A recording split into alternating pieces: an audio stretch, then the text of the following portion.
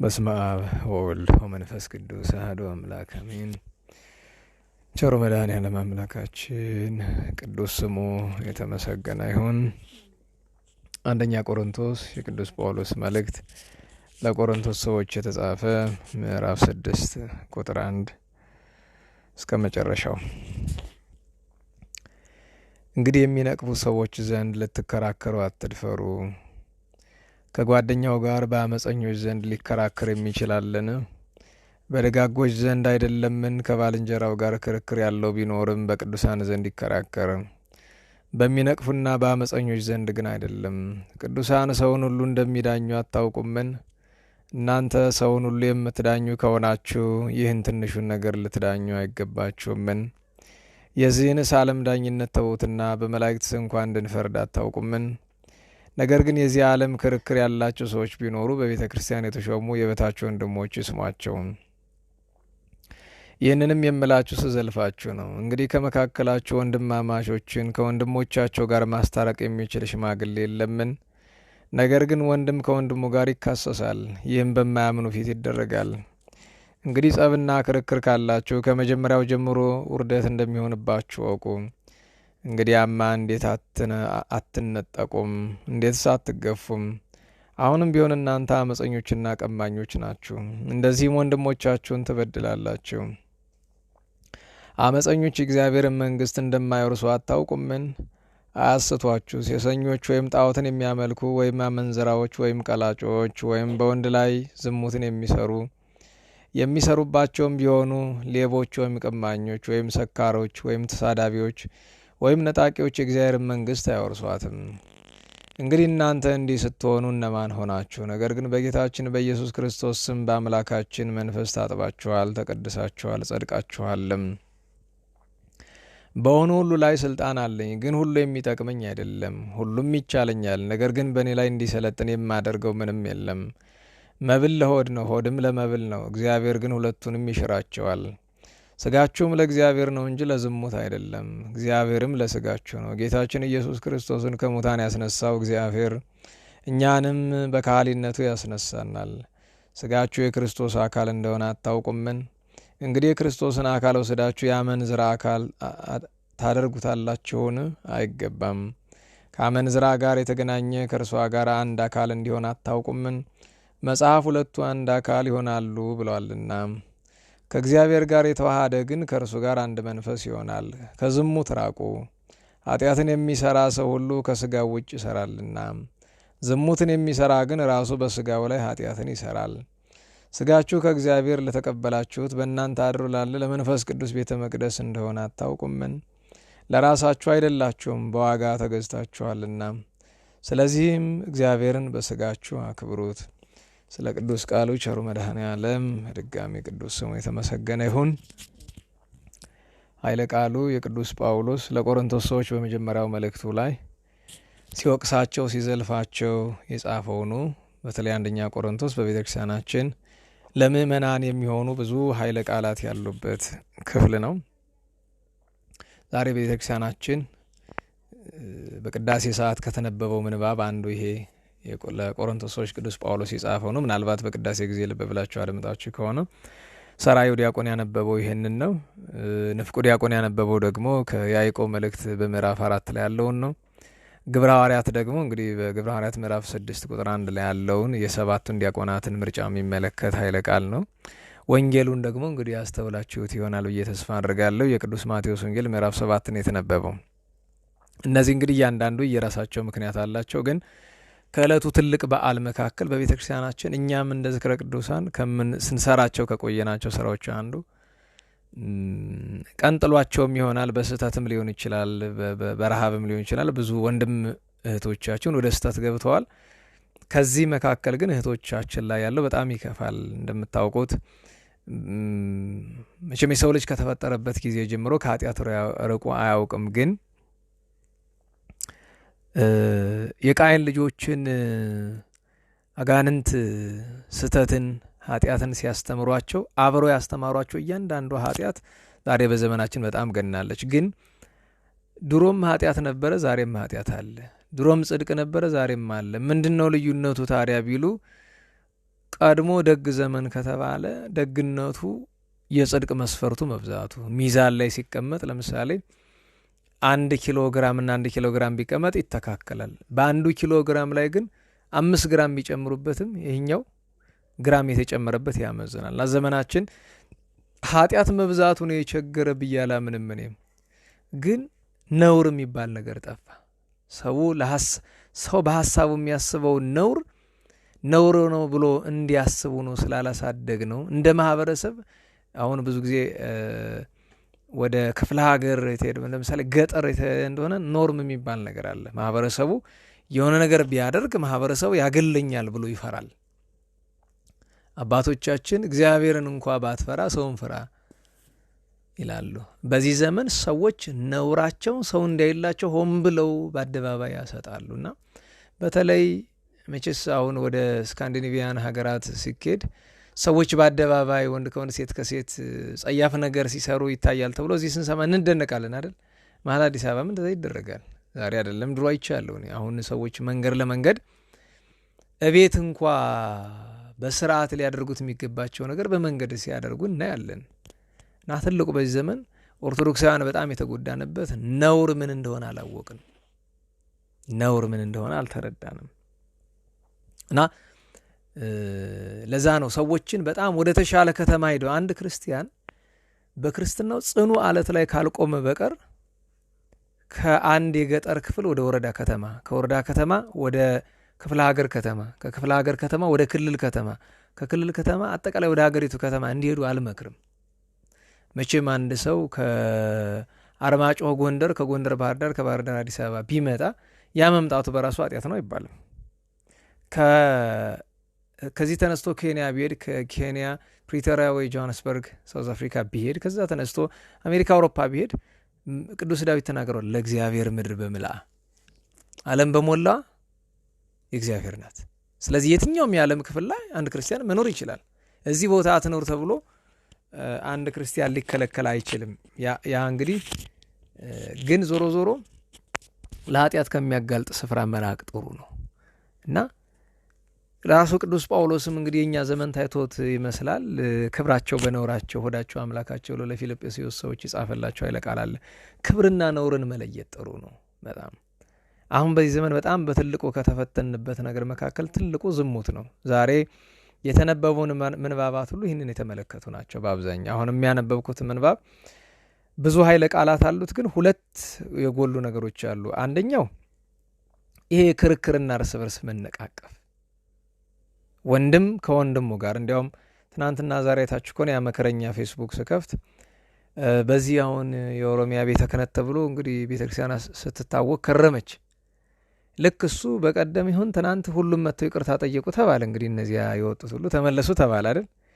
በዛው ቀን የትግራዮች ደግሞ የራሳቸው መሰረትን አሉ ደግሞ እንግዲህ እና እውነት ለመናገር አባቶቻችን ብዙ እየለመኑ ነው። አሁንም ተው ታረቁ። ቅዱስ ጳውሎስም ይላል ታረቁ ብለን ስለ እግዚአብሔር እንለምናለን ይላል። ተው ታረቁ። አሁን አንዳንድ ጊዜ እኔ ስናገር በዛው አቅጣጫ ያሉት ራሳቸውን የትግሬነት ጠበቃ፣ የኦሮሞነት ጠበቃ፣ የአማራ ጠበቃ አድርገው ራሳቸውን የሚስሉ ብዙ ሰዎች አሉ። ከነዚህ መካከል የሰሜኑ ጦርነት ተነስቶ በነበረበት ጊዜ ቲፒኤልኤፍ ላይ ማለት ቲፒኤልኤፍን ተችተሃል በሚል የሚጠሉኝ ሰዎች አሉ እና አሁንም ቢሆን ታረቁ ብለን ስንናገር እናንተ አይደላችሁ እንዴ ጦርነቱን የጀመራችሁት ይላሉ። እኔ በጣም ያስገርመኛል። ማለት እነዚህ ሰዎች በእርግጥ ክርስቲያኖች አይደሉም። እውነት ለመናገር የትግራይ ቤተ ክህነት እንዲመሰረት ወይ እንደዛ አይነት ነገር እንዲሰራ የሚፈልጉ ሰዎች እነዚህ 100% ክርስቲያኖች አይደሉም፣ ኦርቶዶክሳውያን አይደሉም። እንዲህ ብዬ ስናገር ስም መጥራት አልፈለግም እንጂ በቅርብ የምታውቁት ይህንን የሚያበረታታ አንድ ሰው አለ፣ በቂርቆስ አካባቢ አለ። አሁን እንኳ ሀገር ውስጥ ይኖር አይኖር አላቅም። ታውቁታላችሁ። በጣም እንደ ጥሩ አገልጋይ እንደ ጥሩ ሰባኪ የሚታይ ሰው ነው። አንድ ለዚህ ችግር ተጠያቂው እሱ። ለወገን ማዘን ነውር ነው ብዬ አላስብም። እኔ ወንድሜ ሲገፋ የስጋ ወንድሜ እንዲገፋ አልፈቅድም። በዛው ልክ ግን የስጋ ወንድሜ ያልሆነ ሰውም እንዲገፋ አልፈቅድም። እሱ ነው ልዩነቱ። ክርስቲያን ማለት ክርስቲያን ማለት ወንድሙን የሚያስገፋ ማለት አይደለም። ማለት አንድ ሰው የስጋ ዘመዶቹ ሲበደሉ ሲገደሉ ተቃውሞ ማሰማቱ ጽድቅ እንጂ ኃጢአት አይሆንም። የስጋ ዘመድ ስለሆነ አትጩህለት የሚባል ነገር የለም። ነገር ግን ያንን ጽንፍ ይዞ ሀገር ለመበተን ቤተክርስቲያንን ለመለያየት የሚደረግ ጥረት ግን ከአጋንንት እንጂ በእውነት አይደለም ከመንፈስ ቅዱስ ከደማዊ ሐሳብም አይሆንም። እና ታዲያ በዚህ ዘመን ትልቁ ችግራችን ምንድነው ተባለ? ቅዱስ ጳውሎስ የተናገረው ይሄ ነው። መቼስ ችግር እንኳ ቢገጥማችሁ ወደ ዓለማዊ ዳኛ አትሂዱ፣ ወደ አሕዛብን ፍረዱልን። እኔ በጣም ያሳዝናል።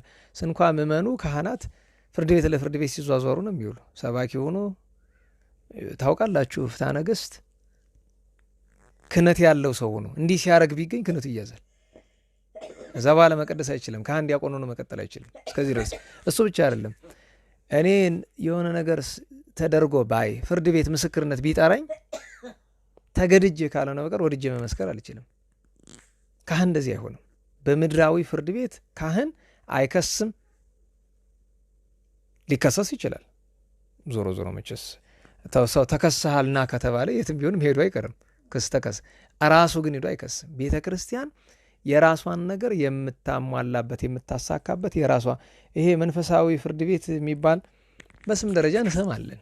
አሁን ተቋቁሟል አንድ ጊዜ ይባላል። አንዳንድ የመንግስት እውቅና የለውም። ለምሳሌ ሙስሊም ወንድም እህቶቻችን በሸሪያ ሕግ መተዳደር ይፈልጋሉ።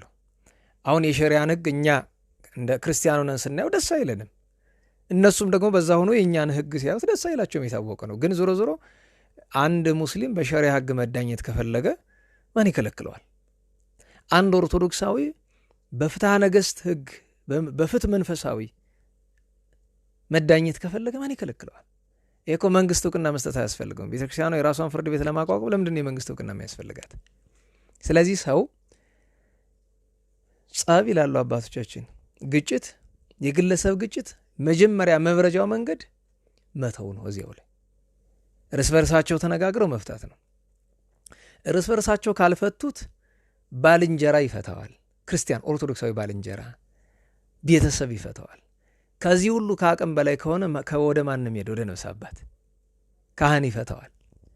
ካህኑ ካልፈታው ወደ ምን ሄዳል? ወደ ክፍሉ ኤጲስቆጶስ፣ እሱ ካልፈታው ወደ ሊቀ ጳጳሳት እያለ እስከ ቅዱስ ፓትርያርኩ ሊደርስ ይችላል። ይህን ነገር ግብጾች በተወሰነ መንገድ እንደሚሰሩበት እዚህ በፊት ሰምቻለሁኝ። አንዳንድ ነገሮች አለፈ ኢቭን የትዳር ጉዳይ እስከ ብፁዕ ቅዱስ አቡነ ሽኖዳ ድረስ ይዘው የሚሄዱ ባለትዳሮች ነበሩ ይባላል። አልፈታላቸው ሲል እስከ ቅዱስ ፓትርያርኩ ድረስ የሚሄዱ ነበሩ። እና ይህንን ነገርና ክብረ ካህናትን በቤተ ክርስቲያን ለመንፈሳዊ መሪዎች የተሰጠውን ክብር እንዲሁ ያወቀበት የለም እንጂ ሲናገር ኢተአምሩኑ ህድጉ ዘዘዓለም፣ በዚህ ዓለም ያለውን ፍርድ ዳኝነት መፍረዱን ተውት። ኢተአምሩኑ ከመጥቀ መላእክትን ኮይንን፣ እንፍረድ ካልን ያለን ስልጣን በሚካኤል በገብርኤል ላይ እንኳን እንድንፈርድ ያደርገናል። በምን ታውቋል ቢሉ በቤተ ክርስቲያናችን መላእክትን የገዘቱ ካህናት አሉ። እነ ቅዱስ ዮሐንስ አፈወርቅ መቼም እምናፉ ዘወፃ ሰሚዮ ግዘተ እንበለ ይርግ ላይለ ወንበለ ይረድ ታይተ መልአከ ሰማይ ቆመ 10 ዓመት ያለው ይህንን ነው። ቅዱስ ዮሐንስ አፈወርቅ የሰማይ መልአክን 10 ዓመት ገዝቶ አቁሞታል። ለዚያ ነው ዘኢተገብረ ለካህናት ለመላእክት ተገብረ ለካህናት ተብሎ በቤተ ክርስቲያናችን በቅዳሴ በአትናቴዎስ በያዕቆብ ዘሥሩግ ቅዳሴ ክብረ ካህናት ተገልጦ የተቀመጠው። መቼም አንትሙ ብርሃኑ ለዓለም አንትሙ ጽዮው ለምድር ብሎ ጌታ የተናገረው ስለ ካህናት የተነገረ ነውና የእርስ በርስ ግጭታችን በአሕዛብ ዘንድ መሳቂያ መሳለቂያ አድርጎናልና ትልቁ ነውራችን። እንዲያው ቅዱስ ጳውሎስ ይህንን ሲናገር ማንሻው ያደረገው ይሄ ነው። በቃ ፍርድ ካላችሁ ይሄውም ከሆነ ደግሞ እኮ ለምሳሌ እርስ በርስ መታረቅ አቅቶን፣ በባልንጀራም መታረቅ አቅቶን፣ በቤተሰብም አቅቶ፣ በነፍስ አባትም በኤጲስቆጶስም አቅቶ እስከ ቅዱስ ፓትርያርኩ ደርሶም ሊያቅት ይችላል። እሺ ቀጥሎ የሚፈታው ማን ነው? እግዚአብሔር። ለማን ማቅረብ? እዚያ በኋላ አንተ ፍረድ ብሎ ለእግዚአብሔር መስጠት። ይፈርዳል እሱ እውነቱን። እሱን ማስተዋል ብንችል በጣም ጥሩ ነበረ። ኦርቶዶክሳውያንን ብናይ እኛ ግን ያው አብዛኛው ኦርቶዶክሳዊ በዚህ ዘመን ከክርስትናው ይልቅ አማራነቱ፣ ከክርስትናው ይልቅ ትግሬነቱ፣ ከክርስትናው ይልቅ ኦሮሞነቱ ነው የሚመስለው። በዛ ምክንያት የሆነ ነገር ሲነገር እኔ እንዲህ ያደረክ የሆነ ነገር ብቆጣው የተቆጣኝ እኮ ትግሬ ስለሆንኩ ነው፣ ኦሮሞ ስለሆንኩ ነው፣ አማራ ስለሆንኩ ነው ብሎ ነው ቀድሞ የሚያስበው በእውነቱና በጣም የሚያሳዝነው ነገር ሰዎች ራሳቸው የሆነ ካምፕ ውስጥ ይገባሉ። የኦሮሞነት፣ የትግሬ፣ የአማራ፣ የጉራጌ፣ የከምባታ የምን ካምፕ ውስጥ ገብተው ሌላውን ሰው በእነሱ መነጽር ካምፕ ያስገቡታል። ለምሳሌ የሆነ ነገር ስናገር እሱ አማራ ስለሆነ ነው እንዴ ተናገረ ይላሉ። ደግሞ አንዳንዴ ስናገር እንዴ ይሄ ሰው ትግሬ ነው እንዴ ይላል። እና ቢቻል ቤተክርስቲያናችን መፍትሄ የማታገኝበት ትልቁ ችግር ይሄን ነገር ለመፍታት እኔ በምመኑ ማን ይፈርዳል? ሰው እስከ ጵጵስና ማዕረግ ደርሶ እኔ ያዝናለሁ። መቼም ጳጳሳትን ለመናገር አይደለም ቀና ብዬ ለማየት ከፊታቸው ለመቆም እንኳን አልመጥንም። ግን የእግዚአብሔር እውነት በእኔ ኃጢአት አይሸፈንም፣ በእኔ ደካማነት አይሸፈንም።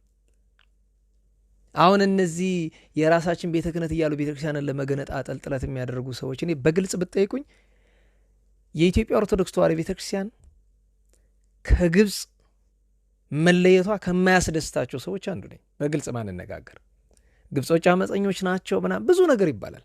እንግዲህ ይሄ የሃይማኖት ጉዳይ አይደለም፣ አመለካከቴ ነው። በእኔ አመለካከት የኢትዮጵያ ኦርቶዶክስ ተዋሕዶ ቤተክርስቲያን ስልጣኗን እንዴት መያዝ እንዳለባት ባለማወቋ ምክንያት ክህነትን በራሳችን ሲኖዶስ በራሳችን ከመሰረትን በኋላ ያለው ምዕመናን እየሞቱ ክርስትና እየሞተ እየቆሰለን እየሞትን ሄድ ነው። በግብፅ ስር የነበርንባቸው 1600 ዓመታት ምንድን የጎዱን? ኢትዮጵያ ገና የነበረችው መቼ ነው? ያኔ ነው። እንግዲህ አመለካከቴ ነው እያሉ የሃይማኖት ትምህርት አሁን እቺ አይለቃል የሃይማኖት ትምህርት አይደለም። ይሄን ሰዎችን ተቀበሉኝ ብዬ አይደለም። እኔ ግን እንደኝ ነው የሚታየኝ። ለምን ለማይችለው ሰው ክህነት መስጠት አስቸጋሪ ነው። እያየነው ነው። ቤተክርስቲያናችን እንዲህ ያለ ውርደት ገጥሟት አያውቅም። በእውነት ግብጾቹ ሙስሊም ሁሉ ጳጳስ አድርገው ልከውብናል። ሙስሊሙን ሁሉ ሌባውን አጨራሪውን ሁሉ ጳጳስ አድርገው ልከውብን ያውቃሉ። ግን አልጎዳንም። በእውነቱ ኢትዮጵያ ውስጥ የክርስትናን ጌጽ ማደብዘዝ አልቻለም። እኛ ራሳችን ይዘን ግን አስቡት። አሁን እውነት ለመናገር እነዚህ የኦሮሚያ ቤተ ክህነት መሰረትን ወይም ደግሞ የራሳችን ሲኖዶስ መሰረትን ያሉ ሰዎች አሁን ሲኖዶስ ተቀብሏቸዋል ነው ይባላል። እኔ ይቅርታ አድርጉልኝ። አሁን መጀመሪያ 3ቱ ጳጳሶች ተመለሱ ተባለ። ውሸት ነው። በልባቸው ምን አስበው እንደመጡ ይታወቃል። በልብ አንተ የሰው ልብ ተመረምራለህ እንዴ? እኔ ልብ አልመረምርም። ግብራቸውን ግን እናውቃለን። መጀመሪያውን ይቅርታ አልጠየቁም። አሁን ደግሞ ጠቅላላ 25 ሁሉ መጡ ተብለዋል አይደለም? እቃቃጭ ቤተ ክርስቲያን ላይ እቃቃጭ ጨዋታን ይዘው አሁን ምን ይላሉ? የእነሱ መመለስ እኮ የአንድ ሰው መዳን እኮ ቤተ ክርስቲያን ይገዳታል ይላል። ይሄ ሁሉ ሚሊየን ከ20 ሚሊየን በላይ ኦርቶዶክሳዊ ጴንጤና እስላም ሲሆን የት ቆይቶ ነው የአንድ ምዕመን ያስጨንቀኛል የሚለው? አሁን አስቡት። እነዚህ አሁን በቀደም የራሳቸውን የኦሮሚያ ሲኖዶስ አካላት ያደረጉ ዛሬ ደግሞ እዛ በተገራ እንደዚህ የሚያደርጉ ሰዎች እውነት መጀመሪያውኑ ቤታችን ውስጥ እያሉስ እውነት አባቶች ነበሩ? ኧረ አባትነታቸው እውነት ክርስቲያን ነበሩ? ከክርስቶስ ደም በላይ ቆሻሻ ፖለቲካቸው የሚያስጨንቃቸው ሰዎች አይደለም። እና ትንሽ ይከብዳል። ዞሮ ዞሮ አንዳንድ እንዲህ አይነት ነገር ስንናገር ብዙ ሰው እንደሚያስከፋ እናውቃለን። ለምን ይሄ በቤተክርስቲያናችን ሰዎች እንድናወራ የሚፈልጉት ይሄ ዘመነው ያመጣው ሰባኪውም ካህኑም ቄሱም ጳጳሱም ምዕመኑም የሚያወራበት መንገድ አለ። ዲፕሎማቲክ ወይ የሚባል ቤተክርስቲያናችን እንድታውቁት ዲፕሎማሲ ብሎ ነገር የለም። ፈሊጥ የሚባል አለ። ፈሊጥ ማለት ምንድን ነው? እንደ ጊዜ ፀሐይ ቁም መናገር፣ እውነቱን ግልጥ አድርጎ በአደባባይ መናገር የሚገባበት ጊዜ አለ። ውስጥ ለውስጥ መመካከር። አሁን ግን ምን የምንነጋገረው ነገር የለን። አሁን ሰሞኑን አንድ ሊቀ ጳጳስ አርፈዋል። እግዚአብሔር በቀኝ ያቆማቸው። እንግዲህ ብሩህ ገጹን ይመልስላቸው። እውነት ለመናገር ሁላችንም እኒህ ሰው ላይ አፋችን ከፍተን አልነበርንም? አሁን ስለ ሞቱ ይጸጽተኛል? አይጸጽተኝም። ምክንያቱም ያ የሰሩት ነገር መታረቅ ከእግዚአብሔር ጋር ታርቀው ይሆናል በውስጥ ንስሐ ገብቶ የሚባል ነገር የለም። እረኛ ናቸው እኮ። በአደባባይ ያጠፋ አባት በአደባባይ መቀጣት ወይ ይቅርታ መጠየቅ አለበት። ግልጹ ማንነጋገር። በህመማቸው አዝናለሁ፣ በሞታቸው አዝናለሁ፣ እጸልያለሁ፣ ነፍሳቸው እንዲያሳርፍን ያለቅሳለሁ። ነገር ግን ለምንድን ነው ሁሌ ተመጻዳቂዎች? ሁልጊዜ አፋችን በአንድ ማይጸና ለምንድን ነው? አንድ አቋም ማይኖር ምንድን ነው? አሁን ደረስ የምንወስደው ጉዩም ዝሙት ከዝሙት ሽሹ ራቁ ይላል ቅዱስ ጳውሎስ። እዚሁ አሁን ያነበብነው ክፍል ቁጥር 18 ላይ ዝሙት ከተባለው ነገር መካከል አንደኛው አንድ ሰው ከሚስቱ በላይ ሲሄድ ዘመወ ይባላል፣ ሰሰነ፣ አመነዘረ ይባላል። አንድ ሰው አንድ አፍ ነው ሊኖረው የሚገባ። እኒህ ሰውዬ እግዚአብሔር በቀኙ ያቆማቸው፣ ግን ያኔ የሰሩት ስራ ጥሩ ነበረ? እውነት ነው? መልካም ነው? ግልጹ መነጋገር። አሁን ትናንት ነው ቀደም እያወራችሁ ዛሬ ይሁን አላቅም፣ እንደዚህ አድርገው የኮቪድ መሞከር ያደርገዋቸው ምናምን፣ በዛ ምክንያት ይሆናል እኮ የታመሙት ይባላል። አስገድደዋቸውን የተከተቡት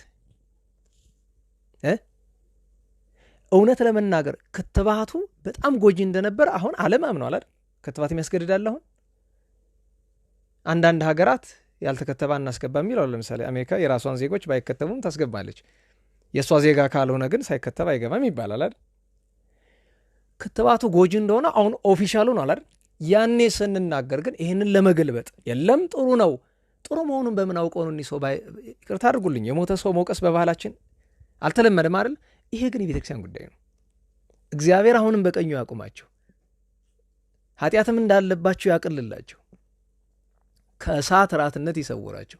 ግን እንደዚሁ ነን እስከ መቼ? ለምን እንሸፋፍነዋለን? ከፕሮቴስታንት ጋር ቤተክርስቲያን ውስጥ ሲቀባቡ አልነበረም? ያ ነገር በአደባባይ ስተት ነው ተብሎ ታምኖበት ይቅርታ ጠይቀዋል? እኔ አላቅም።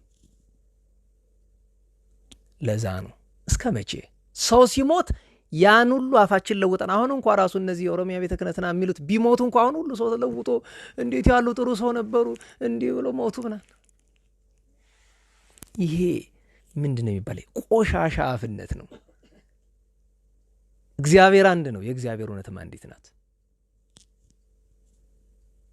እኔ በእኔ አባት ለመፍረድ አይደለም፣ ያኔም ተናግሬያለሁ፣ አሁንም ስለ ሞቱ የምለውጠው ነገር የለኝም። ስለ ሞቱ የማደርገው ነገር እንዳንድ ክርስቲያን አይደለም በጵጵስና ደረጃ ያሉት ማንኛውም ተራ ሰው ክርስቲያን ቢሞት አይርፍ፣ ነፍሱን አሳርፍ ብሎ ማልቀስ ይገባል። እየተነጋገርን ያለነው ስለ ጽድቅ ውድድር አይደለም። ማናችን በእግዚአብሔር ፊት የምንነጋገረው ስለ እግዚአብሔር እውነት ነው።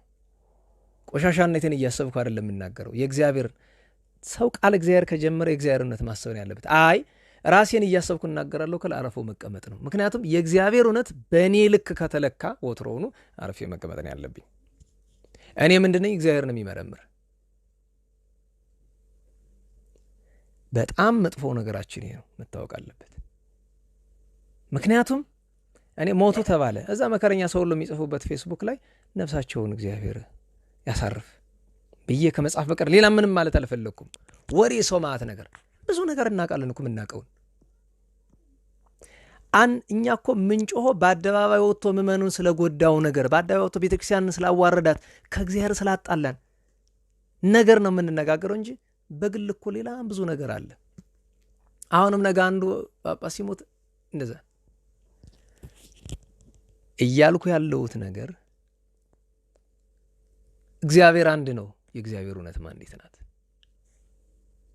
እና ሰው ምንም ባይል ወትሮውኑ የሰሩት ነገር ትክክል ነው የሚያምን ሰው ካለ ይህ ነገር ሃይማኖት ጉዳይ እኮ ነው። ሰው በእምነት ከማይመስለው ጋር እንደዚያ ካደረገ መጽሐፍ ይላል አይደለም ክህነት ሃይማኖትም የለውም ጥምቀትም የለውም። የመጽሐፍ ቃል አይደለ? የት እንውሰደው? እኛ እኮ በኮቪድ ዘመን የምንረሳው አይደለም። በጵጵስና ማዕረግ ያሉ ሰዎች ወጥተው ስጋው ደግሞ ስትቀበሉ ጸበል በተለያየ መጠጫ አላሉንም? እስከዚህ ድረስ ቤተክርስቲያን አላወረዳትም ወጥተው። እነዚህ ሰዎች ዛሬ ቤተክርስቲያን ዋና አመራር ላይ ተቀምጠው አርበኛ ሲሆኑ ለዛ ይቅርታ ጠይቀዋል። እኔን አይደለም ይቅርታ እንዲጠይቁ የሚፈልገው፣ ቤተክርስቲያን ይቅርታ ስተቱ በአደባባይ መታመን አለበት። ሰው ስጋው ደግሞ የሚቀበልበት ማይ መቁረር፣ ከስጋው ደግሞ በኋላ የሚወስድበት ማይ መቁረር በራስ በየግል መጠጫ ጠጡ ብሎ በአደባባይ ሲናገሩ አልሰማንም በቴሌቪዥን? ከዚህ በላይ ክደት አለ? ሰው ስጋው ደግሞ ከካደ ምን ቀረው? የኢትዮጵያ ኦርቶዶክስ ተዋሕዶ ቤተክርስቲያን እንዲህ ነገሮችን እያለባበስን መቼም መፍትሄ አታገኝም። ወትሮውኑ ቤተክርስቲያኗን የውሾች መጫወቻ አድርገናታል። አጥማቂው ገብቶ ይጫወትባታል፣ ባህታዊ ነኝ ባዩ ገብቶ ይጫወትባታል፣ ሰባኪ ነኝ ባይ ይጫወትባታል፣ ዘማሪ ነኝ ባይ ይጫወትባታል። በመዋቅሩ ስንት መናፍቅ ተሰግስጎ እንዳለ እግዚአብሔር ያውቃል። ምናውቅ ደግሞ እናውቃለን። እና ከዚህ ሁሉ ነገር ያደረሰኝ ምንድን ነው? በእውነት አዝናለሁ። ሰው ከሞተ በኋላ አይወቀስም የሚባል ሕግ እኔ አላውቅም። ስለ ይሁዳ መድረክ ላይ ወጥተን ታዲያ ለምንድን ነው የምናስተምረው? ስለ አርዮስ፣ ስለ መቅዶኒዎስ፣ ስለ ንስጥሮስ ቅብ እየቀባናቸው ነው? ሰው ከሞተ በኋላ አይወቀስም የትኛው መጽሐፍ ነው ያለው? ጥሩ ሰርቶ ከሆነ አይወቀስም። ትናንት ያነሳናቸው እነ ብፁዕ አቡነ ሚካኤል ለምን ይወቀሳል? እነ ብፁዕ አቡነ ጎርጎርዮስ ካለ የሚያስመሰግናቸውን ሰርተው ነው ያረፉት። ትልልቆቹ የምናውቃቸው እስከ ቅርብ ዘመን ድረስ ያረፉ አባቶች ይመሰግናሉ። ብፁዕ ቅዱስ አቡነ ጳውሎስ በሕይወት እያሉ ስንት ነገር ሲባል ነበራል። ከሞቱ በኋላ ጭጭ ተባለ። ለምን? ሁለት አማራጭ ነው። አይ በሕይወተ ሥጋ እያሉ የተናገርነው ስህተት ነው ብሎ ሰው ይቅርታ መጠየቅ አለበት መጀመሪያ። አንድ አይደል? ካልሆነ ወቀሳው መቀጠል አለበት። ምክንያቱም ወቀሳው ለምንድን ነው? ቀጣዩ ትውልድ እንዲማርበት አይደለም? ለምን ይሸፋፍነዋል? ብፁዕ ቅዱስ አቡነ ጳውሎስ ትክክል ነበሩ ይስ አልነበሩ? ለምሳሌ እመቤታችን ላይ እኔ በግልጽ ማቀዋል በእንግሊዝኛ ያሳተሙት አንድ ጽሑፍ አላቸው። የእመቤታችን ንጽህና የሚነቅፍ ማለት ነው። ከእመቤታችን ንጽህና በተቃራኒ አንዲት አረፍተ ነገር እኮ ናት፣ ሌላ ብዙ ነገር ጽፈዋል ይላል። ንስጥሮስ ሌላ ምን አለ? የንስጥሮስ ኑፋቄው አንድ አረፍተ ነገር አይደል? የአርዮስ ኑፋቄው ስንት አረፍተ ነገር? አንድ እኮ ነው። የሰባሌው ስንት ነው? አንድ እኮ ነው። እነዚህ ሰዎች እኮ ከብዙ እነ ኦሪገን፣ እነ አርጌንስ፣ እነ ክሌመንት ኦፍ አሌክዛንድሪያ፣ የእስክንድሪያው ቀሌምንጦስ፣ እነዚህ ሁሉ ምንፍቅናቸው እኮ ጥቅልል ብናደርገው አንዲት ጭብጥ አረፍተ ነገር ናት። አንዲት ስድብ ናት። አንድ የስድብ አረፍተ ነገር ናት። የክደት አረፍተ ነገር ናት። እና በወንድማማቾች መካከል ያለ ጠብ የምንለው ነገር እንደ በእውነቱ ጠብ ከመባል አልፎ ክደት እየሆነ ነው አሁን። እና ዞሮ ዞሮ ዋናው የኢትዮጵያ ኦርቶዶክስ ተዋሕዶ ቤተክርስቲያን ነገሮችን በግልጽ ተነጋግረን ይቅርታ የሚጠይቅ ይቅርታ ጠይቆ፣ ንስሐ የሚገባ ንስሐ ገብቶ፣ የሚወጣ ወጥቶ፣ ካልሆነ መቼም መፍትሄ አናገኝም። ወደ ጥፋት ነው እየሄድን ያለ ነው። በዲፕሎማቲክ መንገድ እግዚአብሔርን የበደለ ክሶ፣ የቀማ መልሶ፣ የተሳሳተ ታርሞ በግልጽ እንጂ ተሸፋፍኖ እሺ ያው መጀመሪያ ሶስቱ አባቶች ተመለሱ፣ የውሸት እንደተመለሱ ጅል ነን አናቅም። ማንም ጅል የፈለገ ያክል ጅል ብንሆን እንኳ ሶስቱ አረመኔ ጳጳሳት ነው የሚሉ ሰዎች የውሸት እንደተመለሱ እናውቃለን። አሁንም 25 የውሸት እንደተመለሱ ይታወቃል። ስም እንጥራ ቢባል እንኳ መጀመሪያ ተመለሱ የተባሉ ሰውየው እንኳ ምን እንደሚሰሩ እናውቃለን። ኋላ እንደገና ድጋሚ ተመለሱ የተባሉት ኢየሩሳሌም መጡ የተባሉት ሰውዬ ተመለስኩ ብለው እዚህ ደብዳቤ ሰጠው። በሚቀጥለው ቀን የት ነው የተገኙት? እዛኛው ሄደ መግለጫ አልሰጡም። እንዲህ ያለ ጨዋታ አለ በቤተክርስቲያን። ስለዚህ የውሸቱን ስራ ተውት። ሰማዕትነትን መቀበል ካስፈለገ እንዴ ሻሸመኔ ላይ ሁሉ ሰው ደሞ የፈሰሰ ለምንድን ነው? እኛ እዚህ ቁጭ ብለን እያንጎላችን ለምንድን ነው? መከፈል ካለበት እንደ ዘመነ ሰማዕታት እኮ 30-40 ሚሊዮንም ሰው ዋጋ ሊከፍል ይችላል። ግልጹን ነጋገር ከተባለ ቤተ ክርስቲያን መፍትሄ የምታገኘው እውነቱ እውነት ሐሰቱ ሐሰት ተብሎ ብቻ ነው። አሁን ወደ ነፍሳችን እንመለስ። ግን በድጋሚ የምለው ያረፉትን ጳጳስ እግዚአብሔር ነፍሳቸውን ይማር፣ እኛንም መድኃኔዓለም ለንስሐ ሞት ያብቃል። ለምን ቢባል ይህንን በሳቸው ለመፍረድ እንደዛ የሞተ እንደዛ የሚባል ነገር የለም።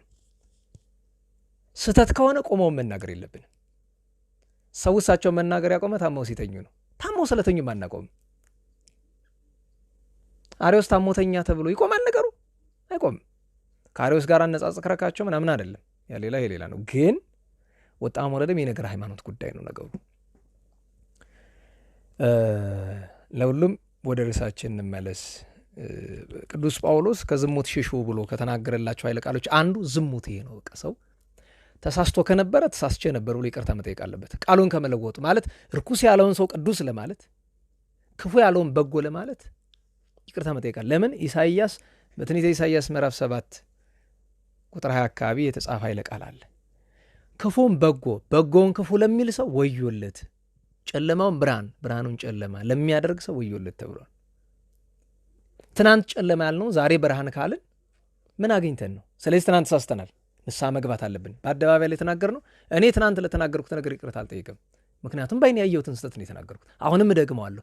ሞተው ራሱ ስጋቸው አልተቀበረም፣ ተቀምጦ ነው ያላር እናገረዋለሁ። ስለ እግዚአብሔር ክብር ነው። እኔ በግሌ መልካቸውንም በአካል አይቼው አላቅም ከተቀረጸ መስል በቀር ምንም የጎንደር ሰው ምናምን እንደሆኑ ባቅም ማለት ነው።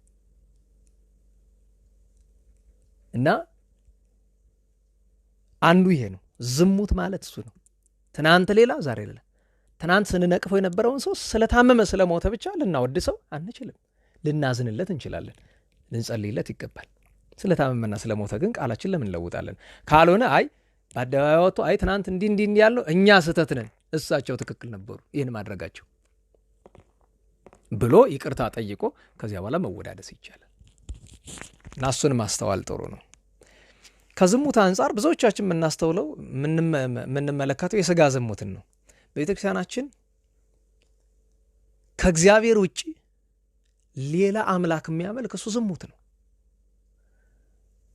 አንድ ጳጳስ አንዲት ሀገረ ስብከት አለችው። አንድ ወንድ አንዲት ሚስት፣ አንዲት ሴት አንድ ባል ይኖራቸዋል።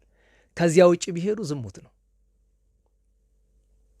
በዚሁ አንጻር ከእግዚአብሔር ውጭ ሌላ የሚያመልከው ያለው ሰው ካለ እሱ ዘማ ነው። ጥያቄው ከእግዚአብሔር ውጭ ሌላ የሚያመልክ ማን አለ ቤተክርስቲያን ውስጥ ሊለኝ ይችላል ሰው። በትክክል እግዚአብሔርን የሚያልከ መካከላችን እግዚአብሔርን የምናመልክ ስንት ነን? ስንት ሰው ይገኛል? በሌላ አነጋገር እናታችን ቅድስት ሐና ብርሃነ ዓለም ቅዱስ ጳውሎስም የተናገሩት አለ። ዘሰይት መካ በእግዚአብሔር ላይ ተመካ። የሚመካ በማን ይመካ? በእግዚአብሔር። አስቡት፣ ሰው በዘሩ በትግሬነቱ፣ በወራጌነቱ፣ በወላይታነቱ፣ በአማራ በኦሮሞነቱ እየተመካ እንዴት ብሎ እግዚአብሔርን አመልካለሁ የሚል? እንዴት ብሎ ሰው በጉልበቱ እየተመካ እንዴት ብሎ እግዚአብሔርን የሚያመልከው? ሰው በገንዘቡ እየተመካ እንዴት ነው እግዚአብሔርን የሚያመልከው? ሰው በሀብቱ እየተመካ እንዴት ነው እግዚአብሔርን ማምለክ የሚቻለው? ከዚህ በላይ ምን ዝሙት አለ? ለዚያ ነው ጉዩ፣ ሽሹ፣ ከዝሙት ራቁ። ዘረኝነት ዝሙት ነው። ከእግዚአብሔር በታች ባለ ምድራዊ ነገር መመካት ዝሙት ነው። እሱ ብቻ አይደለም። እስራኤላውያን ቤተ እስራኤልን ነቢያት ዘማ ብለው ብዙ ጊዜ ጋለሞታ ብለው ብዙ ጊዜ ወቅሰዋቸው ዘልፈዋቸዋል። በቀላሉ እንኳን ብትመለከቱት ትምህርት ይለወጥልኝ፣ ሰባኪ ይለወጥልኝ የሚል ሰው ዘማ ነው። ዛሬ የሰበከው ሰባኪ ነገ ሊደግመው ሲል ቅር የሚለው ሰው ካለ የተለየ ዛሬ ያየሁትን መልክ ነገ ማየት አልፈልግ ማለት ዝሙት ነው። አንድ ሰው ወደ ሌላ አንድ ወንድ ከሚስቱ በላይ ሌላ ሴት ሄደ ማለት ከሷ የተለየ የበለጠ የተሻለ የሚለውን ፍለጋ አይደለም፣ ዝሙት ነው። ሰባኪ ዛሬ አስተማሪ ነገ ሊደግመኝ አይገባም፣ አዲስ ይለወጥልኝ ካለ ዝሙት ነው። እሱ ብቻ አይደለም። ዛሬ ለምሳሌ እኔ ከዝሙት ሽሹ ብዬ ርዕስ መርጬ አስተማርኩ አይደለም፣ ያንኑ ቃል ነገስ ደግሞ አይ ትናንተ ምሬው የለ ብሎ ቅር የሚለው ሰው ዘማ ነው። የእግዚአብሔር ቃል ነው፣ ዘወትር አዲስ ነው። እስከዚህ ድረስ ነው። ወደ ስጋው ዝሙት ጉዳይ እንምጣና ዛሬ በቤተክርስቲያናችን ከሐዋርያት መካከል ሀገረ ህንድን የህንድ ሀገርን በስብከተ ወንጌል ያስጌጻት አባታችን ቅዱስ ቶማስ፣ ሐዋርያው ቅዱስ ቶማስ ዛሬ ዓመታዊ ዕረፍት በዓሉ ነው። እንድታውቁት ከሐዋርያት መካከል በድንግልናው በጣም የተመሰከረለት ዮሐንስ ወልደ ነጎድጓድ ነው። ወንጌላዊ ዮሐንስ ነው። እሱ ርዕሰ ደናግል የደናግል አለቃ ተብሏል። ከሱ ቀጥሎ ብዙዎቹ ሐዋርያት ደናግል ነበሩ፣ ያገቡ ሕጋውያን ነበሩ፣ ግን ድንግሎቹ ይበዛሉ። ከነዚህ መካከል በድንግልናው በጣም የተመሰገነ ሁለተኛው ቅዱስ ቶማስ ነው። በታሪክ ታውቃላችሁ አይደል? ዮሐንስ ወንጌላዊ ወገቡ ላይ ታጠቃት የነበረች መታጠቂያ የጌታ መታጠቂያ የነበረች አይደል? ያችን ሲታጠቃት ዕለት እንደተወለዱ ሕፃናት ሆነ። ዛለቦቱ ጥልቀት ምንም ነውር የሌለው እንዲያ ፈቃደ ስጋ ይሄ ፍትወት ስጋዊት ይሄ እንስሳዊ ሐሳብ አይምሮ ላይ ጠፋለት። ቶማስም እንዲህ ያለ ነገር አግኝቷል እንድታውቁት። ቶማስ ደግሞ እመቤታችን ሰጥተዋለች መታጠቂያ እና እመቤታችን አባ ጊዮርጊስ ቅንዓተ ድንግልናው ለቶማስ ሐዋርያ፣ የሐዋርያው ቶማስ የድንግልናው መታጠቂያ አንቺ ነሽ እና ቶማስ ድንግል ተብሎ ይመሰግናል። እመቤታችን የሰጠችውን መታጠቂያ በወገቡ ታጥቆ ኖሯል። ይሄ ቅዱስ ሰው ከህንድ አውራጃዎች ወደ አንዱ ለማስተማር ሲገባ አንዲት ሴት እየጮኸች እያለቀሰች ትለምነዋለች። መጽሐፈ ስንክሳር ላይ ባጭሩ ታሪኩ ተጽፏል። እባክህ ከሰይጣን አድነኝ ነው የምትለው። እባክህ በአጋንንት ላይ ስልጣን ያለ አንተ ነህ። ጸላይ ሰናያት ከጸሎት የተነሳ እንደሚረድ እንደሚንቀጠቀጥ ስለማውቅ እባክህ አድነኝ። ምንድን የሆንሽው ሲላት ጸላይ ሰናያት እንደ ባል እንደ አጋር እንደ ትዳር አጋር እንደሚባለው ሆኖባታል። ያ ማለት እንደ ወንድ አብሯት ይተኛል፣ አብሯት ነው የሚኖረው። እንደ ባል ሆኗል። ሌላ ሰው ጋር መቅረብ አትችልም፣ ባል ማግባት አትችልም። ይሄ ነገር ያለ ነገር አይሆንም። ዝም ብሎ አሁን ሰዎች የሆነ ነገራችን ክደትም ቢሆን ዝሙትም ቢሆን ኃጢአትም ቢሆን በአንድ ቀን ገንፍሎ የሚመጣ ነገር አይደለም። የጥርቅም ውጤት ነው። አሁን ያለንበት ውድቀት ለ50 ዓመት ለ60 ዓመት ለ70 ዓመት የተጠራቀመ ቆሻሻችን ነው እዚህ አናታችን ላይ የነደደብን። እንደ ሀገርም እንደ ቤተክርስቲያንም እንጂ ድንገት የመጣ እንደ ሀገርም እንደ ቤተክርስቲያንም ድንገት የመጣ ችግር የለም። እንደ ግላችንም አሁን ያለንበት ደረጃ የክርስትና ደረጃችን እንደምታውቁት ነው። ደጋግሜ የተናገርኩት ያለው ዛሬ አብዛኞቻችን የምንኖረው ክርስትና እውነት ቅዱስ መጽሐፍ የሚለው ክርስትና አይደለም። ለራሳችንም ይሆን እንደገና ሪሼፕ አድርገን ክርስትናውን ሰርተነዋል። ለራሳችን እንደሚስማማ አድርገን ብዙ ሰው የሚኖርበት ክርስትና እኔ የትም ቦታ ሲሄድ በጣም የሚያሰቀኝ ነገር እሱ ነው። ማስተማር ሁሉ እስኪቸግር ድረስ ሁሉ ራሱን ሰባኪ አድርጎ ቆጥሯል። ሁሉ ሰባኪ ነው ለራሱ እና ምንድን ነው ችግሩ ብሎ ሲላት አይ በሰንበት ቀን እንደ ዘንዶ እንደ ከይሲ በጅራቱ መሬት እየጠበጠበ እንደ ከመፋጻ ቀጢን እንደ ቀጭን የነፋስ ድምጽ ሽው እያለ በጆሮ እንደዛ ድምጽ እያሰማ መጣና ነይ አብረን ተኛ አለኝ። ከዚያ በኋላ ድፍን 7 ዓመት በየቀኑ እንግዲህ ጸላይ ሰናያት ተፈጥሮ መላካዊ ነው። እንዲህ ያለ ግብር መስራት አይችልም። ግን እንደዚያ እንዲሰማት አድርጎ ያሰቃያታል። ከባድ ነው። ያ ማለት ተዋህዷታል። ነገሩ ግን በሰንበት ቀን ያለችው ለምንድን ነው? እሱ ነው መብራራት ያለበት። በሰንበት ቀን አንዲት ሴት ጋር ሰይጣን እንደዛ አድርጎ ማድረግ ይችላል አይደለም። ሌላ ታሪክ ማምጣት ይኖርብናል። ራሱ የቅዱስ ቶማስ አንድ ቀን ቅዱስ ቶማስ ሲያልፍ በዛው በሀገረ ህንደኪ ሀገረ ስብከቱ አንድ ወጣት ሙቶ ያያል። ዞር ሲል ዘንዶ አለ። እሱም ነድፎት ነው የሞተው። ከዛ ዘንዶውን ለምንድን ነው የገደልከው? መጀመሪያ ሲያየው ቅዱስ ቶማስ አዘነ። ጌታ ሆይ እንዲህ ያለ አስጨናቂ ነገር ልታሳየኝ ነው ወደ ጌታን ያዘው እስቲ በዛ መንገድ ሂድ ብሎታል። ሲሄድ ያን እንዲህ አስጨናቂ ነገር ልታሳየኝ ያመጣኸኝን አለው። ኋላ ዘንዶውን ለምን ነከስከው? ማን ፈቀደልህ አለው። እኔም መወዳት ሴት አለች። መወዳት ሴት ማለት እንግዲህ ለሱ የተስማማች አይነት ሆና ነው። መወዳት ሴት አለች እና እየሄደ እሷን ይስማል፣ ከእሷ ጋር ይቀራረባል። ጠላሁት የኔ ስለሆነች እሷን ሲነካብኝ። ስለዚህ እሱን እግዚአብሔር እስኪለየው ድረስ ጠበቅኩት። አንድ ቀን በሰንበት ከእሷ ገብቶ ሲያድር አገኘሁት። ያን ጊዜ ጠባቂ መልአኩ ተለየው፣ ሄጄ ነደፍኩት፣ ገደልኩት ብሎታል። ይቺ ሴት በሰንበት የማይገባውን ስራ፣ በነገራችሁ ላይ በሰንበት ቀን የማይገባ ስራ ምን ማለት ነው? አታደርጉ በሰንበት ቀን የተባለውን ማድረግ ለአጋንንት አሳልፎ ያሰጣል። አድርጉ የተባለውን አለማድረግ በሰንበት ቀን ቤተ እግዚአብሔር ሳይደርስ ስብሐተ እግዚአብሔር ሳያደርስ የሚውል ሰው ዞሮ ዞሮ ያጋንንት ራት ነው፣ የታወቀ ነው። እንግዲህ ይህችን ሴት እንደዚህ ያሰቀ ኋላ ቅዱስ ቶማስ ጸሎት አደረገ። ቅዱስ ቅብ ቀባት፣ በአምሳለ ጢስ በአምሳለ እሳትም ይላሉ። ከእርሷ ዘንድ ወጥቶ ሄደ። ከዚያ በኋላ ሐዋርያው በያይዞች ብሏት ሊሄድ ሲል አባቴ እንዲህ አድርገህም አትተወኝ አለችው። እና ምንድን ነው አላት። ዳግመኛ ወደ እኔ እንዳይመጣ የፈጣሪን ምልክት አድርግልኝ በእኔ ላይ አለችው። ምልክትማ ምን አለ ብሎ ቅዳሴ ቀድሶ ስጋውን ደሙን አቀበላት። ይሄ ነው ምልክትሽ። ሰው ዳግመኛ ሰው ንስሐ ገብቶ ስጋውን ደሙን ሳይቀበል ሲቀር ችግር ነው። ለምን? በሚቀጥለው ቀን ሲበድል መልሶ መጥቶ ይይዘዋል። የዚህ ዘመን ጸበል ስርዓታችን ትልቁ ችግሩም እሱ ነው። ጸበልን ከንስሐና ከስጋው ደሙ ሕይወት ጋር ማያያዝ የለም። በቃ አንተ ዛር ቡዳ ምናምን ለቋል ቀጥ ይባላል። አልለቀቀም። በአደባባይ መታየቱ ነው የቀረው። አሁን በጣም ሰው የሚሳሳተው ነገር አጥማቂዎቹ አዳኑኝ ብሎ የሚያስብ ሰው አድነውት አይደለም፣ በአደባባይ መለፍለፉ ቀርቶ ይሆናል። ነፍሱን ግን ተቆራኝቷት ነው ያለው። ያንን የሚያስለቅቀው ቁርጥ የሆነ የንስሐና የሥጋ ወደሙ ሕይወት ነው። ከዛ ውጭ አጥማቂውን ሳይሹ ጸበሉን እንደምንም መላልሶ መጠመቅ ነው። በአጥማቂ የሚታመን ሰው መጽሐፍ ይላል ከንቱ ታምኖ በሰብ ሰው መታመን በጣም ከንቱ በሥጋ ለባሽ። ቅዱስ ኤርምያስም ተናግሯል። በሥጋ ለባሽ የሚታመን ሁሉ የተረገመ ነው ብሏል። እኛ በቅዱሳን እንታመናለን፣ ድል በነሱት በሰማይ ባሉት።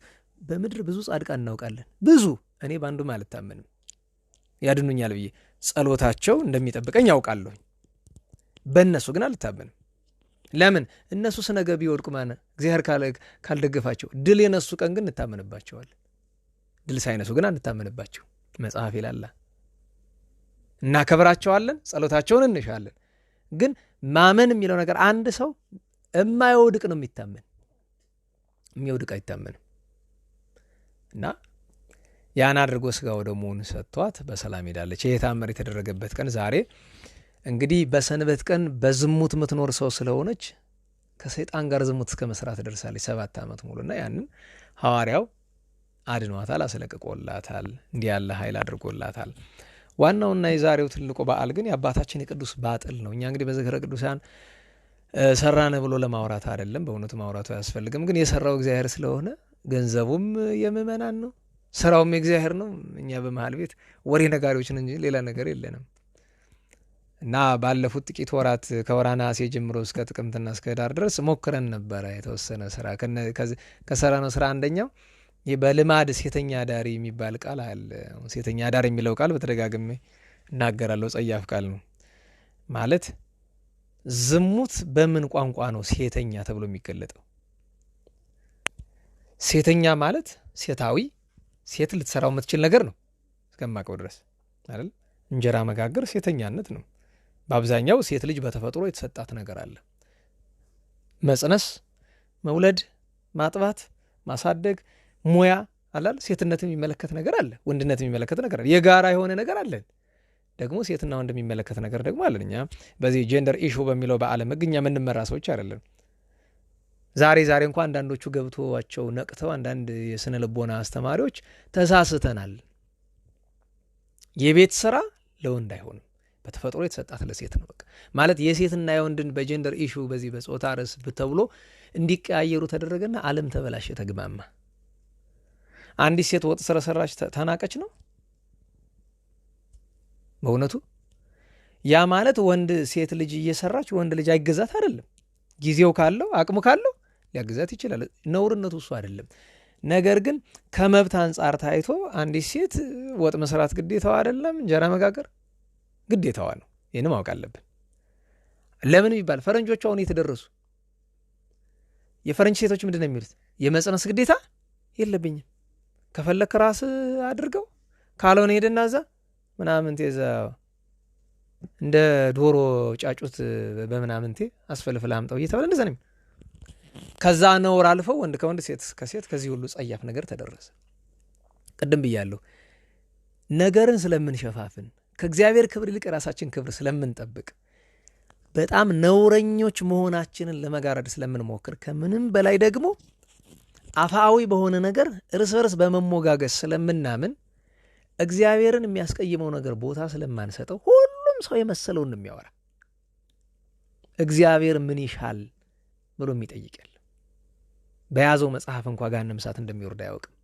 መጽሐፍ ቅዱስን ታቅፎ ገሃነመ እሳት የሚወርድ ማለት ሰው አለ፣ ብዙዎች አለን። እግዚአብሔር በእውነት ከባድ ነው። በጥቅስ አይዳንም፣ በስብከት አይዳንም፣ በእውቀት አይዳንም። የሚዳንበት ብቸኛው መንገድ ሀብተ መንፈስ ቅዱስን ገንዘብ በማድረግ ነው፣ በገድል ነው፣ በተጋድሎ ከእግዚአብሔር ቸርነት በታችና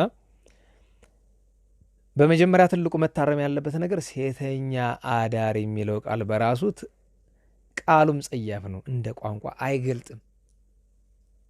አንዲት ሴት በሴትነቷ የምታድርበት ዝሙት ነው ብሎ የሚያምን ሰው ካለ እሱ አይምሮ የሞተ ነው ማለት ነው። በምን ቃል እንጠቀም የሚል ካለ ተነጋገርን። ምንም ቃሉ እኮ ቀላል ነው። ዝሙት አዳሪ ነው እኮ። ለምን ምንም ወደ ግራ ወደ ቀኝ ምን ለክብራቸው እንጨነቅ ነው? ገሃነመ እሳት ሊወርዱ የሚያወርዳቸውን ኃጢአት እየሰሩ ስለ ስማቸው መጨነቅ አለ እንዴ? እየተጨነቅኩ ያለሁት የተኛ ዳሪ ስለሚባሉ ሴቶች አይደለም፣ ያን ስራ ስለሚሰሩት አይደለም፣ ስለ አጠቃላይ ስለ እህቶቻችንና እናቶቻችን ነው እየተናገርኩ ያለሁት። እነሱ ምንድነው ያለባቸው? ዝሙት አዳሪ ወይም መጽሐፍ ምን ይላቸዋል? አመንዝራ፣ ዘማ አይደለም ይላቸው፣ ሴሰኞች። ይሄው ቅዱስ ጳውሎስ ይላል። ምንም ማድረግ ይችላል። ሁለት ምርጫ ነው ያለን፣ ወይ ዝም ማለት መናገሩ ግድ ከሆነ አመንዝራዎች። እንዲህ ብዬ ስናገር ይሄ ሰው አፉን አይቋጠር ምናምን ሊል ይችላል። ሴተኛ ብሎ የሴትነት ሙያ ዝሙት ከሚያደርግ ሰው መጽሐፍ የተጠቀሙን እኮ ነው የምጠቀም። ለምን ደንቆሮ አልክላሉ ማለት ያለብኝ ቦታ ላይ ይላሉ። በግሌ ግን አልልም፣ ትልቁ ደንቆሮ ነው ስለሆንኩ ሰውን አመንዝራ አልልም። በግሌ መድረክ ላይ ወጥቼ ግን እላለሁ። ይሄው አመንዝራዎች፣ አሁን ቅድም ያነበብኩላችሁ አንደኛ ቆሮንቶስ ምዕራፍ 6 ላይ አመንዝራዎች፣ ሴሰኞች የእግዚአብሔር መንግስት አይወርሱም። በቃ ይሄው ነው ስሙ፣ የግብሩ ስም ይሄ ነው። አንዲቱን ሴት ግን ሂጄ አንቺ አመንዝራ ሎቱ ስብሐት አልልም። ለምን? ከሷ የከፋ ሰብዕናስ እንዳለኝ ስለማውቅ። ኢቭን የተሻለ እንኳ ቢኖረኝ አልልም፣ አልችልም፣ ሃይማኖቴ አይፈቅድም። መድረክ ላይ ሰውጣ ግን ቃሉ መጠቀም ግድ ነው። እገሌ ይሰቀቃል ምናምን አይደል፣ እንደዛ የሚባል ይሄ ነው ዲፕሎማቲክ ወይም ይሄ አለ አይደለም፣ እውነቱን እግዚአብሔር በሚሻው መንገድ እንጂ ለሰው ስሜት ለስሜት ተጨንቀን ነው እንደምናደርገው። ለግል ከሆነ ለግሉ አሳናግራት አንቺ አመንዝራ ሴት እያልኩ አላወራትም። ክብሯን ጠብቄን አሁን በጥቂቱ ካልተሳሳትኩ ወደ 130 ሴቶችን በ3 ወራት ከዛ ህይወት እግዚአብሔር ማህበራችን ምክንያት አድርጎ ወጥተው አሁን ኑሯቸውን እየኖሩ ነው፣ ስራቸውን እየሰሩ ነው። ቀላል አይደለም፣ አልነበረም ድካሙ ብቻ አይደለም፣ ያሳለፍነው ፈተና ቀላል አይደለም። እንደ ወጪውን ትተን በሚሊዮን የሚቆጠሩ ወጪ ትተን ማለት ነው። ይህን ታዲያ ከምንድን ነው የተማራችሁት ከተባለ እግዚአብሔር ነው ያመጣው። ግን ሐሳቡን አንድ ልጅ በአጋጣሚ ይዞ ሲመጣ ማን ትዝ አሉኝ? ዛሬ የምናከብራቸው ቅዱስ አባት አባ ባጥል፣ አረጋዊው ባጥል፣ ትሩፈ ምግባር ባጥል። በቤተክርስቲያናችን ምን ይባላሉ? ጻድቅ የሚባሉ አሉ። ትሩፍ ካለ ግን ከጻድቃንም ከፍ ያለ ማድረግ ያላቸው ናቸው። ለምሳሌ ከሐዋርያት ዮሐንስ ወንጌላዊ መልእክተ ዮሐንስ ትማር ምንድን የሚለው? ወንጌል ብስራተ አብ ትሩፍ ረድ ተናጋሪ በመለኮት አይደለም የሚለው? ምንድን ነው የሚለው? ትሩፍ ማለት አንድ ሰው የታዘዘለት የጽድቅ ስራ አለ። አንድ መነኩሴ በመንኩስናው የሚፈለግበት አለ። አንድ ምእመን በእምነቱ፣ አንድ ካህን በካህነቱ፣ አንድ ዲያቆን። አሁን እኛ ለዲያቆን ከታዘዘው ገና 0.ምናምን% መስራት አልጀመርኩም እኔ። ትሩፋን ምንላቸው? እነ ሚልኪ ትሩፍ፣ ተክለ ሃይማኖት ትሩፍ፣ ዘካርያስ ትሩፍ፣ ኤልያስ ትሩፍ፣ ዛሬ ደግሞ ባጥል ትሩፍ ይባላል። በብሉይ ኪዳን ትሩፍ የሚባሉ ሌላ ታሪክ ያላቸው ናቸው። በዚህ በሐዲስ ኪዳን የምናነሳቸው ጻድቃን ሰማዕታት ግን የተለየ ማዕረግ ያላቸው። እንዲሁ ባጭር አባታችን ቅዱስ ባጥል ከግብጽ ገዳማት ባንድ ይኖራሉ። አባ ዮሐንስ የሚባሉ ወይም አንዳንዶቹ ዮሐኒ ይሏቸዋል በነበሩበት ገዳም ላይ በገድል እስከ እርጅናቸው ኖረዋል። አንዳንዶቹ በትውፊት እድሜያቸው ከ90 ሁሉ አልፎ ነበር ይባላል። እዚያ ገዳም ላይ ግን አላኖራቸው ያለ አንድ ነገር ነበረ። አበምኔቱ ገዳሙ ታወከ። ምክንያቱም አበምኔቱ ነገር ስርዓት እየተቀበለ ነገረ ውዴት ይባላል አይደለም? ነገር ስርዓት መቼስ በቤተክርስቲያናችን አንድ አመራር ጳጳስ ይሁን ቄስ ይሁን ዲያቆን ይሁን አበምኔት ይሁን ሊጠነቀቅ ከሚገባው ነገር አንዱ እሱ ነው። ልክ አባታችን ራብዓዊ መቃርስ የቆቅ ይበላ ነበር የሚባለው አራተኛው ቅዱስ መቃርስ እንድን ዘንድ ምን እናድርግ ሲሉት ብሔረ ሕያዋን በመልአክ ጀርባ ተጭኖ እየሄደ ከደመና ላይ ሆኖ ይጹም አፉክሙ እምነገረ ውዴት ወሐሜት፣ አፋችሁ ከሐሜትና ከነገር ስርዓት ይጹም ምትድኑ በሱ ነው ብሏቸዋል። ገዳም ውስጥ ነገር ስርዓት ካለማ ከተማው ምን ያለኝ ብለው ትተውት መጡ። ከተማ ሲገቡ የተመለከቱት ነገር ግን እስክንድሪያ ከተማ ያን ዘመን እስክንድሪያ አትመስልም። እስክንድሪያ እንግዲህ የክርስትና ማዕከል ከሚባሉ 4-5 ከተሞች በዓለም ደረጃ ዋናዋ ናት። መቼም የታወቀ ነው። እነ አንጾኪያ፣ እነ ኤፌሶን፣ ኢየሩሳሌም፣ ሮም እና እስክንድሪያ ናቸው ዋና እንግዲህ ማዕከል የሚባሉት የክርስትና ከጥንት ጀምሮ ከዘመነ ሐዋርያት ጀምሮና ሲገቡ ከተማዋ በዝሙት ተበላሽታለች። ልክ አቡነ ገብረ መንፈስ ቅዱስ ኢትዮጵያ ሲገቡ መላ ሀገሩ በሙሉ በኃጢአት ሰንሰለት ታስሮ እንደታያቸው እንግዲህ ስጡ ቅድመ አዕይንቲው እንደሚለው በፊቱ ተሰጥቶ እንደታየው ልክ እንደዚህ ያንን ተመለከቱና አዘኑ። ስለዚህ ምን ይሻላል? ትሩፍ ያሰኛቸው እንግዲህ የሥራቸው ነው። እንደ ገዳማዊነታቸው ጾማቸው፣ ጸሎታቸው፣ ስግደታቸው ገድላቸው ተወዶላቸዋል። ወትሮኑ ጻድቅ ናቸው። ግን ለነዚህ በአመንዝራነት በዝሙት ለሚኖሩ ልጆች አንዳች ነገር ማድረግ አለብኝ ብለው ቁጭ ብሎ አሰቡ። እነዚህ ሰዎች እዚህ የገቡት ለምንድን ነው? በብዙ ምክንያት ነው። ሂሳብ ስንሰራ ግን የሚገርመው ነገር ከዚህ ህይወት እንዲወጡ የጠየቅናቸው በሙሉ ወጥተዋል። ስለዚህ የሁሉም ተመሳሳይ የነበረ ምክንያታቸው ፋይናንሻል ጉዳይ ነው፣ የገንዘብ እጥረት ነው፣ ድህነት ነው ማለት ነው። እህቶቻችንን እዚህ አመንዝራነት ህይወት ውስጥ እዚህ የዝሙት ህይወት ውስጥ የዘፈቃቸው ድህነት ነው ማለት ነው። እኛም እኮ አየነው ተግባር። እሳቸውም ይሄን ተረዱ። እንግዲህ ከሺህ ስንት መቶ ዓመታት በፊት ነው። የእነዚህን ሁሉ ሰዎች የፋይናንስ ችግር ደግሞ እንዴት አድርጎ ነው የሚፈቱ? እኒህ ሰው 74 ሳንቲም የላቸው። ያላቸው አማራጭ መሞከር ነው። ስለዚህ ጸሎታቸው ላይ አደሩ። አንድ ቀን ወደ ቀን ስራ ወጡ፣ ያለ ሽቀላ ወጡ። እንግዲህ እንደዚህ አይነት ሰው እንኳን ቀጣሪ ማግኘት በጣም ከባድ ነው። መቆም ያቃተው የሚመስል ሽማግሌ ቅጠሩኝ ሲል ግን እግዚአብሔር ረድቷቸው እሺ ብሎ ቀጠሯቸው። ያን ያህል አወዛቸውን ጠብ ሲያደርጉ ብሎ ማታ ክፍያቸውን ተቀበሉ። ያችን ክፍያ ይዘው ካሉት እንደኛ አሁን ለምሳሌ እንደዚህ አይነት በእንደዚህ አይነት ህይወት የሚኖሩ እህቶቻችን መንደር አላቸው ይታወቃሉ። አሁን ጎንደር ብትመጡ ይታወቃል። ስሙን መጥራት አያስፈልግም። ይታወቃሉ። 2-3 ቦታዎች አሉ። አንድ አካባቢ ነው የሚኖሩት። ያ በቃ ሰው ስራዬ ብሎ ልክ እንደ ገበያ አለ አይደል?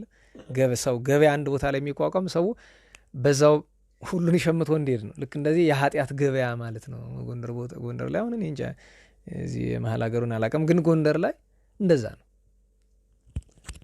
ከመጀመሪያቱ ሄዱ። ሊመሽ ሲል ደጅ ጸፉ፣ አንኳኳ፣ ከፈተችላቸው። ምን ፈለክ? መቼም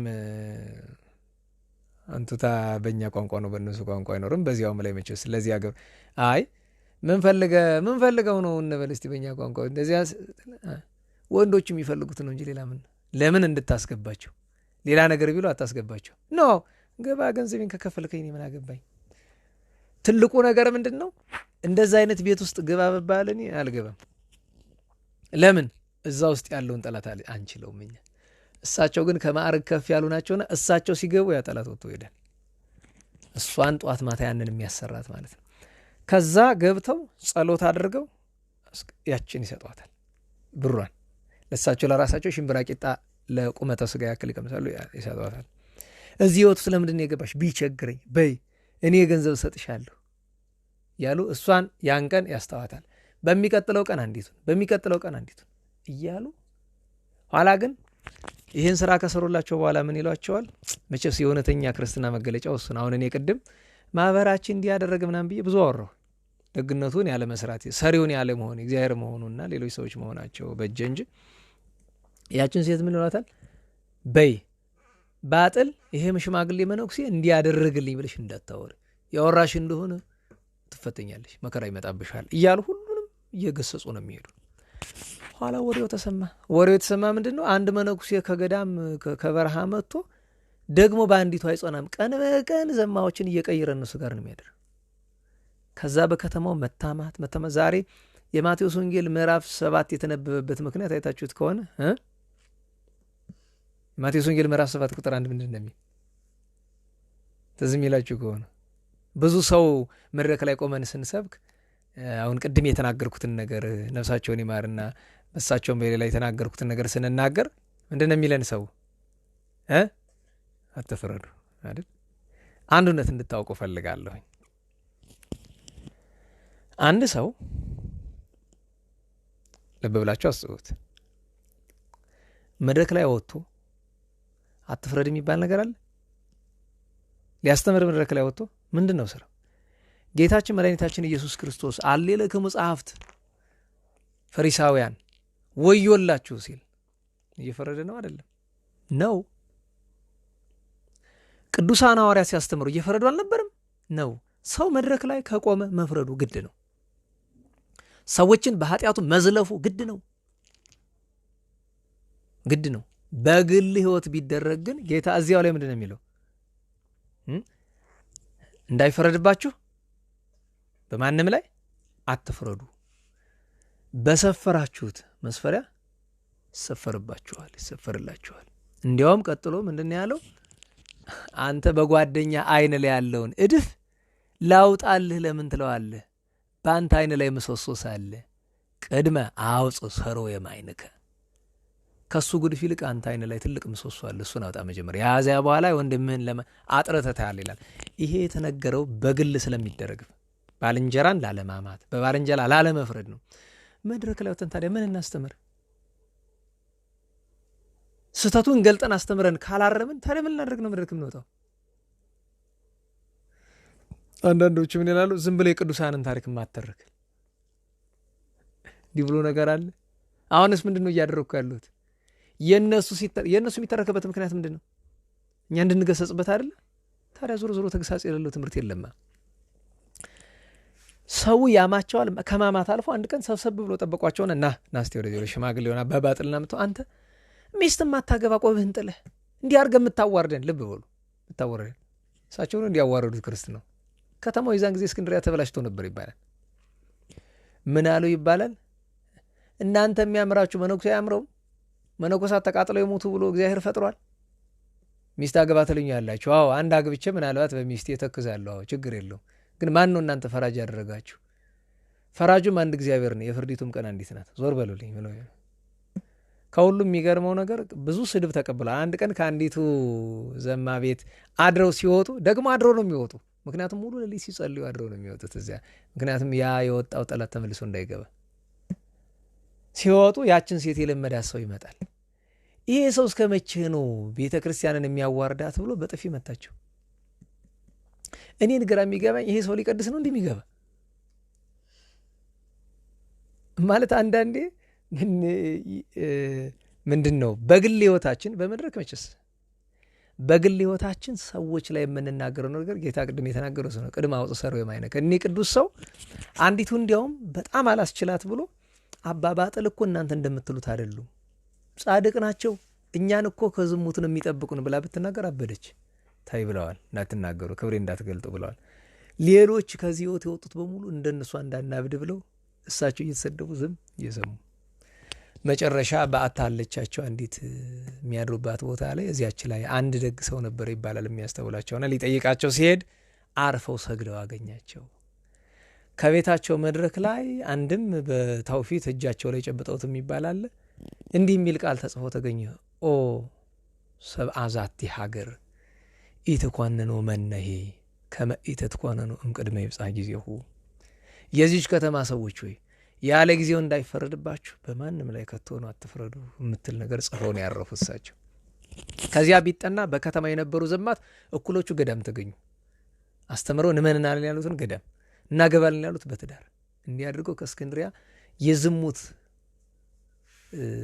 ድርጊትን ግብርን ያጠፉ ቅዱስ ሰው ዛሬ ስለሆኑ ከዝሙት ሽሹ፣ ከዝሙት ራቁ ብሎ ብርሃነ ዓለም ቅዱስ ጳውሎስ ለቆሮንቶስ ሰዎች ሲጽፍላቸው የጻፈውን እንደ ማንሻ ተጠቀምን። ለሁሉም እግዚአብሔር አምላካችን የአባ ባጥልን የሐዋርያው ቅዱስ ቶማስን ዛሬ ቅዱስ ቄርሎስ የሚባል ካልተሳሳትኩ ዳግማዊ ቄርሎስ ሁለተኛው ቅዱስ ቄርሎስ ዓመታዊ ዕረፍት በዓሉ ነው። ታላቁ ሰማዕት ቅዱስ ሲኖዳ